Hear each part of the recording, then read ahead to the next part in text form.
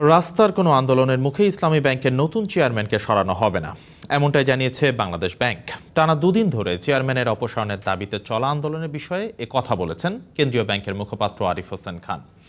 তবে দাবি আদায় না হওয়া পর্যন্ত আন্দোলন চালিয়ে যাওয়ার ব্যাপারে অনড় ইসলামী ব্যাংক সচেতন নাগরিক ফোরাম।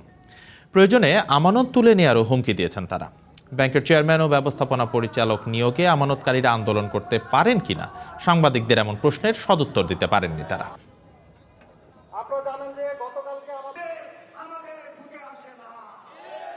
এই সরকার ক্ষমতায় আসার পর ইসলামী ব্যাংকগুলোকে যেভাবে তারা আক্রমণ করছে, এটা জাতির জন্য অত্যন্ত লজ্জাজনক।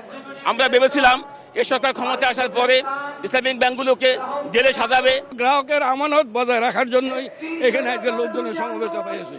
যতদিন না পর্যন্ত এই খোরশেদ আলমকে অবসর না করা হবে, ততদিন পর্যন্ত এখানে আন্দোলন সারা বাংলাদেশ চলে।